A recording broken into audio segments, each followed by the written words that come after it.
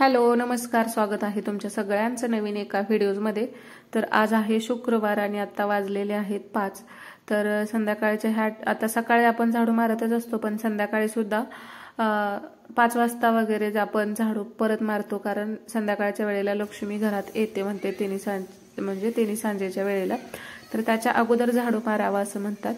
आणि चप्पल वगैरे पण आपल्या दरवाजात आता मुलं असतील किंवा आपल्या सुद्धा इकडे तिकडे जर पडलेले असतील तर त्या सुद्धा साईडला ठेवाव्यात, की जेणेकरून लक्ष्मी घरात येत असते तर त्यावेळी आपण आपल्या अंगणात सुद्धा झाडू मारलेला असावा आणि आपल्या चपल्या सुद्धा इकडे तिकडे पडलेल्या व्यवस्थित ठेवलेल्या असाव्यात। तर त्या दिवशी पण मी गुलाबाची ज्या छोट्या काटक्या लावल्या होत्या त्याला सुद्धा अगदी छोटे अंकुर आलेले आहेत। तर आज मी हे थोडेसे वेगळ्या पद्धतीचे गुलाब आहेत हे पण आणलेले आहेत। आता एक बॉटल घेतलेले कट करून, आणि ह्या ज्या काटक्या म्हणजे काड्या आहेत गुलाबाच्या त्या अशा जाड आहेत, त्या कट करून घेतल्या आणि त्याच्या खाली ना असा लसूण लावून घेतलेला आहे। लसणामध्ये त्या अगोदर लसूण त्याला असा लावून घेतला त्या काटक्यांना, आणि आता ते यामध्ये मी ठेवलेले आहेत।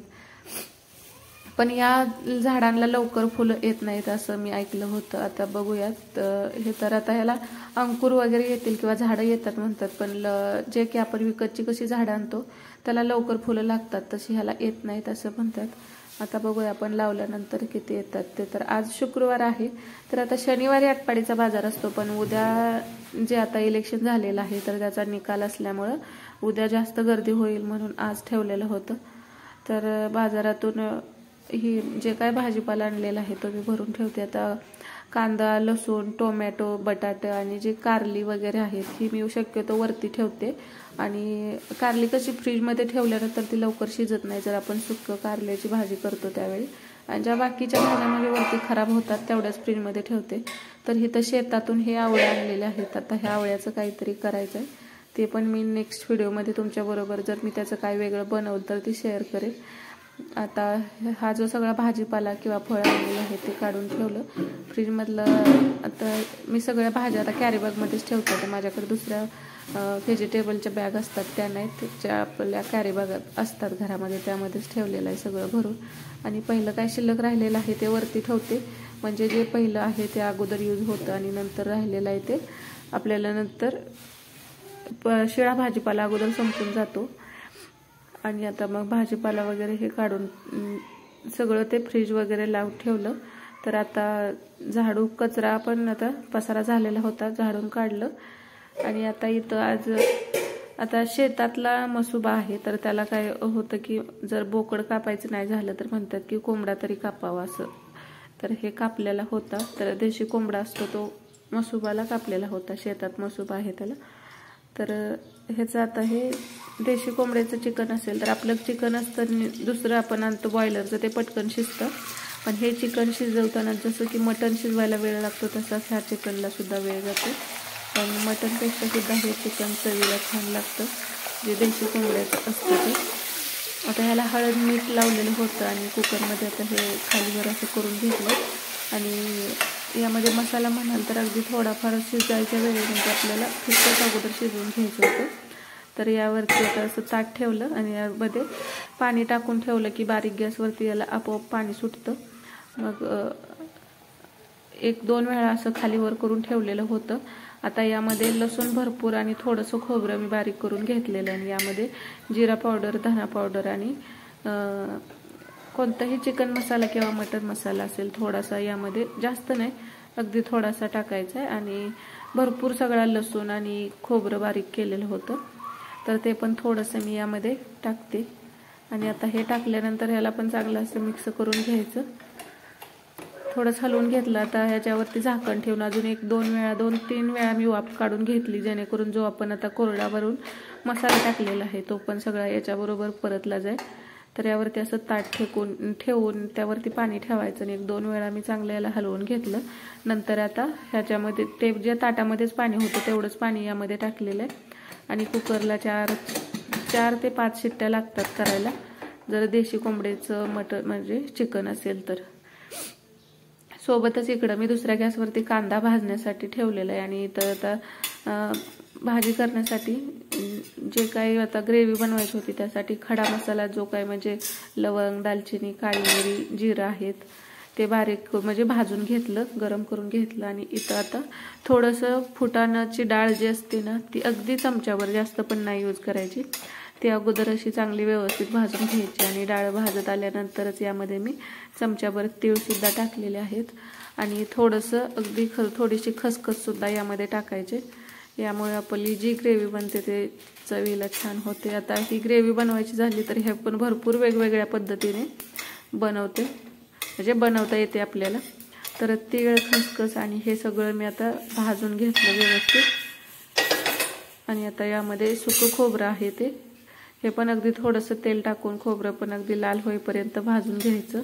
तर हा सगळा मसाला माझा भाजून झाल्यानंतर आता खोबरं वगैरे हे थंड होऊ दिलं. आणि थंड झाल्यानंतर हे बारीक करून घ्यायचं होतं. तर मिक्सरच्या भांड्यामध्ये आता लसूण, अद्रक आणि हा जो भाजलेला कांदा आहे तो पण घेतलेला आहे, कोथिंबीर घ्यायची. तर अगोदर जो खडे मसाले, तीळ आणि डाळ होतं ते मिक्सरमध्ये असं त्याची बारीक पावडर करून घ्यायची. सगळंच एकदम टाकलं तर ते कोरडे मसाले आहेत ते व्यवस्थित बारीक होत नाहीत.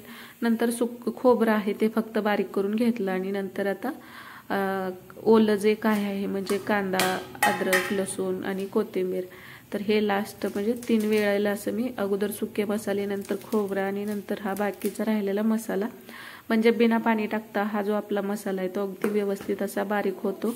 तर हा मसाला पण आता बारीक केलेला. आता जे काय ग्रेव्हीसाठी लागणार आहे त्याची तयारी अगोदर अशी एका साईडला करून ठेवायची. तर एक टोमॅटोची पेस्ट पण मी इथे करून घेतलेली. आणि मसाल्यात म्हणाल तर इथं मी मटन मसाला घेतलेला आहे. चिकन मसाला पण असेल तर तो तुम्ही घेऊ शकता, म्हणजे चिकन मसाला किंवा मटन मसाला दोन्हीतलं कोणतं तरी एक. आणि आपलं घरचं काळं तिखट, धना पावडर, जिरा पावडर आणि हळद थोडीशी आणि मीठ. आता हे सगळं लागणारं जे काही आहे मसाला तयार करून ठेवला ग्रेव्हीचा. आता गॅसवरती इथं भाजल्यानंतर हे इथं मसाला वगैरे बारीक केलेलं सांडलं होतं. तर अगोदर सगळं गॅस वगैरे क्लीन करून घेतला. आणि आता तोपर्यंत कुकर पण शिट्ट्या होत होत्या, म्हणजे मटण पण शिजत होतं. तोपर्यंत दुसऱ्या कुकरमध्ये मी इथं भात लावून घेतला. आणि भात लावल्यानंतर आता बाकीची जी भांडी आहेत ती पण म्हटलं अगोदर थोडीशी भांडी आहेत ती धुवून घ्यावीत जोपर्यंत आपला कुकर थंड होतोय. आता चपात्या करायच्या नव्हत्या, भाकरी करायच्या होत्या, म्हणून म्हटलं अगोदर बाकीचं आवरून घ्यावं आणि मग भाकरी शेवटी करता येतात सगळं झालं की. तर सुरुवातीला जी भांडी होती ती सगळी लावून घेतली. आणि भांडी लावल्यानंतर राहिलेली जी आता थोडीफार भांडी पडलेली होती, अगोदरची काय थोडीफार होती, तर ती सगळी भांडी अगोदर यातली भांडी लावून घेतली. आणि भांडी राहिलेली आहे ती धुवून घेतल्यानंतर आता नंतर पण भांडी पडतात, पण अशी वेळच्या वेळेला थोडी थोडी जर भांडी तुम्ही धुवून घेतली तर मग आपल्याला भांडी धुण्याचा सुद्धा कंटाळा येत नाही. आणि सारखीच भांडी म्हणजे दिवसातून भरपूर वेळा भांडी खूप अशी पडत असतात. आणि भांड्याचं जाळं माझं आहे ते मोठी जाळी होती ती मी आतमध्ये ठेवली. आणि सारखं पाणी सांडून म्हणजे किचन ओटा खराब व्हायला लागला, म्हणजे त्यावरती पांढरे डाग पडायला लागले, म्हणून मी अशी जाळी मागवली ज्याचं की पाणी खाली पडत नाही तर ते साईडनं निघून जातं.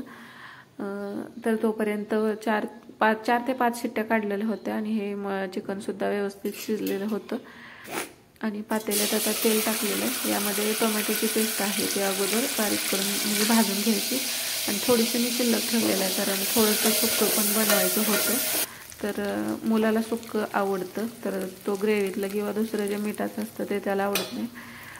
आणि मग जो आपला मसाला सगळा अगोदर आपण तयार करून अगोदर ठेवलेली होती, तर तो सगळा मसाला यामध्ये टाकून परतून घ्यायचा. आणि यामध्ये जे मिठाचं पाणी शिजलेलं असतं ते टाकायचं थोडंफार, आणि थोडंफार मग आपलं गरम पाणी टाकलं तरी चालतं. आणि कोथिंबीर अगोदर अशी ह्यात पण टाकायची आणि वरून नंतर सुद्धा आपण टाकू शकतो. तर आता मसाला तेल सुटेपर्यंत एका दुसऱ्या गॅसवरती ठेवून दिला. आणि तोपर्यंत कढईमध्ये थोडंसं तेल टाकलं, जी टोमॅटोची थोडीशी पेस्ट ठेवलेली होती ती सुद्धा चांगली परतून घेतली. जिरे पावडर, धना पावडर, थोडीशी हळद आणि थोडासा मटण मसाला आणि काळं आपलं रेग्युलर काळं तिखट आणि जे ठेवलेलं वाटण होतं अगोदर आपण हिरवं वाटण जे ग्रेव्हीसाठी बनवलं होतं, आणि कोथिंबीर टाकून हे परतून घेतलं. आणि यामध्ये थोडंसं हे चिकन आहे आता जेवढं सुक्कं बनवायचं होतं तेवढं यामध्ये टाकून घेतलं. आणि अगदी झटपट मग आता सुक्कं चिकन बनवायचे आपण भरपूर वेगळ्या पद्धती आहेत, तर अगदी पटकन होणारं अशा पद्धतीने जास्त मसाला वगैरे किंवा कांदा वगैरे यामध्ये न यूज करता अशा पद्धतीने हे मसाल्यातलं बनवून घेतलं. आणि आता ही कढई पण आता थोडा वेळ त्या दुसऱ्या गॅसवरती ठेवून असं त्याच्यावरती झाकण ठेवायचं नाही, म्हणजे त्याला पाणी सुटत नाही. तर ग्रेव्ही पण छान परतून झाली. तर यामध्ये आता जे काय आता रश्श्यामध्ये टाकायचं असेल तर तेवढे पीस आणि मिठाचं काय शिल्लक पाणी राहिलेलं होतं ते सगळं यामध्ये टाकून घेतलं. आणि थोडंसं पाणी, आता जे काय पाणी लागणार आहे ते वरून ह्याच कुकरमध्ये मी गरम केलं. आणि जेवढी ग्रेव्ही बनवायची आहे तेवढं गरम पाणी करून, आता चिकनमध्ये पाणी शक्यतो थंड टाकत नाहीत, गरमच पाणी टाकायचं.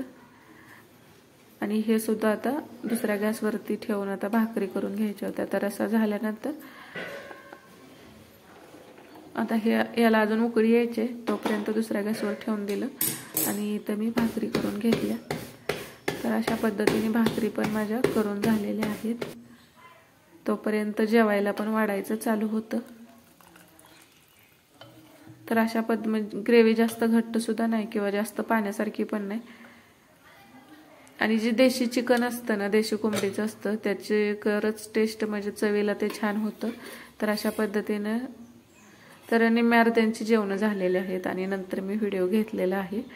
तर भाकरी आणि हे पण म्हणजे आता सगळं बनवून तयार झालेलं होतं. आता परत एकदा किचनवाला आवरायचं होतं. व्हिडिओ आवडला असेल तर लाईक करा आणि चॅनलला सबस्क्राईब करायला विसरू नका.